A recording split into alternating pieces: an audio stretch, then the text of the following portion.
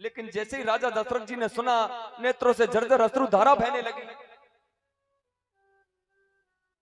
कहा, महाराज आपने किसे मांग लिया? इसके अतिरिक्त चाहे तुम्हारी जो भी इच्छा हो ना, सो मांग लो महाराज। सोना मांग लो, चांदी मांग लो, धन मांग लो, पशु मांग लो,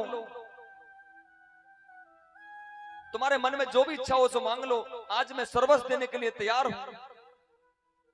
अरे मांगाऊं भूमि धैनु धन को सा, मांगे वो भूमि धेनु धन को सा, सर्वस दीन आज सहरोसा।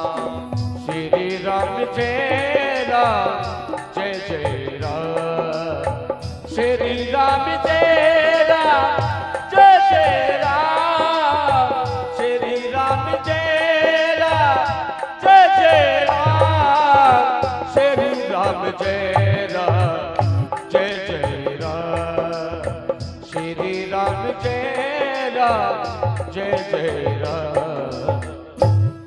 रोते हुए बिलखते हुए दशरथ जी महाराज कहने लगे, भूमि मांग लो, धैनु मांग लो, सोना मांग लो, चांदी मांग लो, रथ मांग लो, हाथी घोड़े, तुम्हारी जो इच्छा हो सो मांग लो महाराज।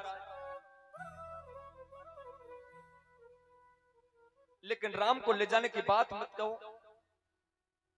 क्योंकि राम तो मेरे प्राण हैं।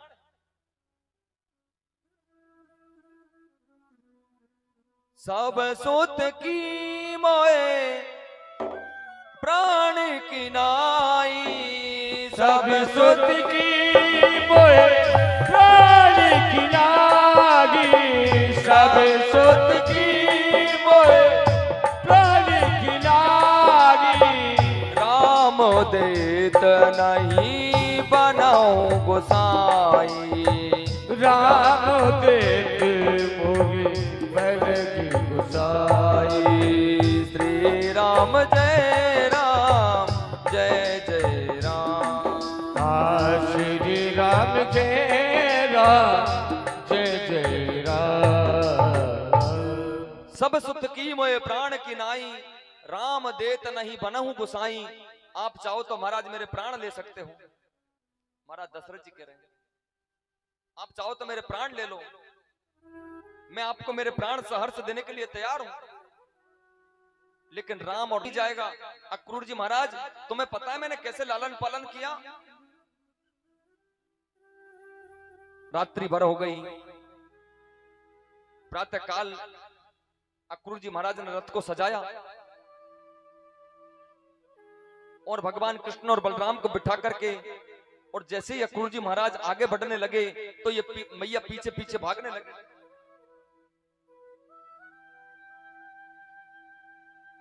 ठहर जा बेटा कन्हैया,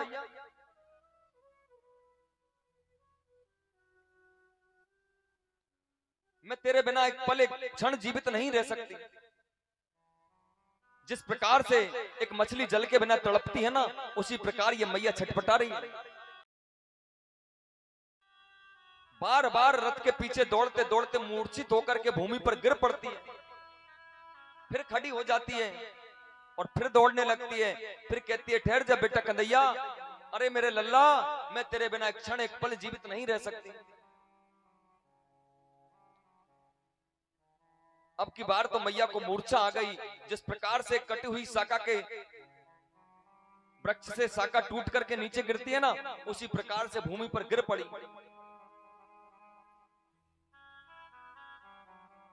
भगवान ने आगे जाकर के रथ को रोक दिया। मैया की यह दशा भगवान से भी नहीं देखी गई।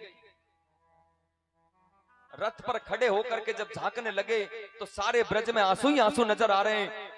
गैयाओं के नेत्रों से अश्रुधारा बह रही है, ग्वाल वालों के नेत्रों से अश्रुधारा बह रही है। और मैया की दशा तो आप सब लोग जानते कैसी हो रही है। भगवान कहने लगे, रे मैया, मुझे नहीं पता था तू मेरे से इतना प्रेम करेगी, मुझे नहीं पता था तू मेरे से इतना स्नेह करेगी। यदि मुझे ऐसा पहले पता चल जाता तो मैं ये अवतार ही नहीं लेता।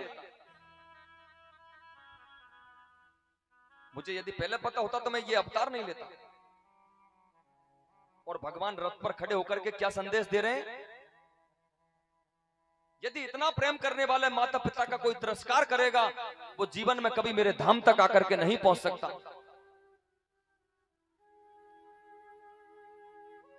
इतना प्रेम करने वाले माता पिता, इतना स्नेह करने वाले माता पिता का यदि कोई व्यक्ति तिरस्कार करेगा, उनका यदि कोई अपमान करेगा, उनकी यदि कोई आत्मा दुखाएगा, वो कभी मेरे धाम तक आकर के नहीं पहुंच सकेगा। संसार सागर है मगर माता पिता एक नाव है, जिसने की इनकी सेवा उसका तो बेड़ा पार है। जिसने दुखाई आत्मा वो डूबता मझधार है। माता पिता परमात्मा मिलते नहीं दो जीवार है। इतना प्रेम करने वाले माता पिता का यदि कोई तिरस्कार करेगा, वो कभी मेरे धाम तक आकर के नहीं पहुंच सकेगा। हमने कई लोगों को देखा, बेचारे माता पिता बिना नहाए धोए हुए बैठे हैं और अंदर बैठ करके ठाकुर जी को खूब पंचामृत से रगड़ रहे हैं। अरे तुम्हारा ठाकुर जी को पंचामृत से स्नान करवाना व्यर्थ है यदि तुम्हारे माता पिता बिना नहाए धोए बैठे तो। तुम्हारा 56 प्रकार का भोग लगाना व्यर्थ है यदि तुम्हारे माता पिता भूखे बैठे हैं तो। एक माता जानती है उसके बेटे का लालन पालन कैसे होता है। 9 महीने तक अपने पेट में रख करके और जब उसको जन्म देती है, खुद चाहे स्वयं चाहे गीले में सो जाती है, लेकिन अपने बेटे को तो सूखे में सुलाती है। जब बेटा बड़ा होता है, अभी कल मैं फोन पर देख रहा था, कई लोग मदर्स डे बना रहे थे। मदर्स डे, माता जी का दिन, लेकिन केवल फोन पर स्टेटस डालने से कुछ नहीं होगा। करोगे, अरे जान करके तो देखो वो माता तुमसे कितना प्रेम करती है, वो माता तुमसे कितना स्नेह करती है। जब बेटा बाहर जाता है ना, कहीं पढ़ने जाता है, कहीं नौकरी पर जाता है, तो माता है ना बार बार समझाती है, बेटा समय पर उठ जाना, समय पर भोजन कर लेना, जाते समय सावधानी से जाना बेटा।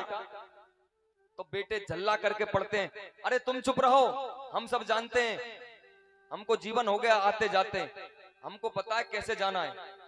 अरे भले मानुस, वो तुमको समझा नहीं रही है। वो माता जानती है कि मेरा बेटा समझदार है, लेकिन वो तो उसका प्रेम है जो शब्दों के माध्यम से बाहर आ रहा है, वो तुमको समझा नहीं रही है। वो तो जानती है कि मेरा बेटा समझदार है, लेकिन उसका जो प्रेम है, उसके जो भाव है, उसका जो स्नेह है, वो प्रेम के रूप में, शब्दों के रूप में उमड़ करके बाहर आ रहा है।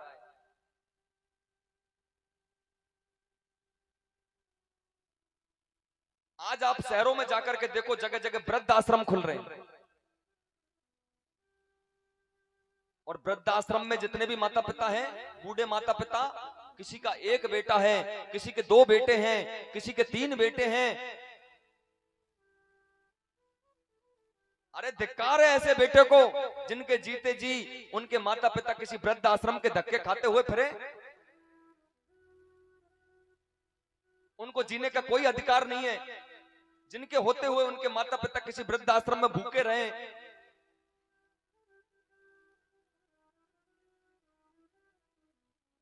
भगवान कह रहे हैं ऐसे लोग कभी मेरे धाम तक आकर के नहीं पहुंच सकते।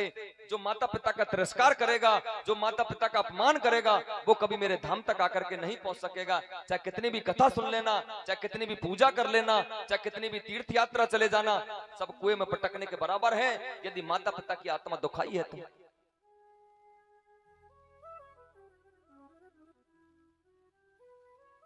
सुखदेव मुनि वर्णन करने लगे, राजन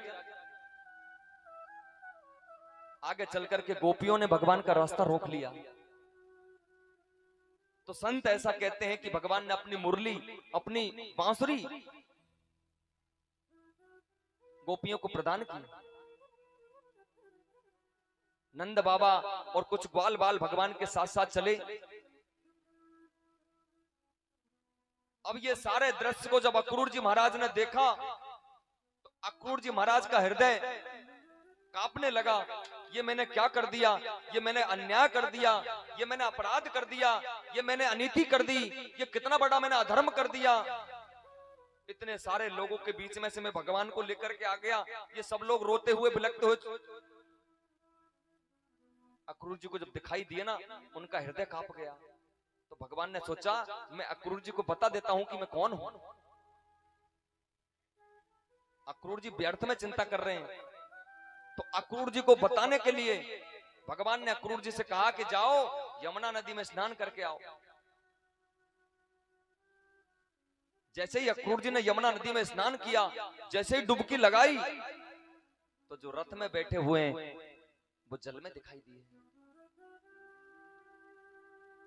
फिर बाहर निकल करके देखा, जो जल में दिखाई दिए वो रथ में बैठे हुए हैं। फिर डुबकी लगाई, जो जल में है वो रथ में बैठे हैं, जो रथ में बैठे हैं वो जल में दिख रहे हैं। अक्रूर जी समझ गए ये साधारण बालक नहीं है, अरे ये तो साक्षात नारायण है।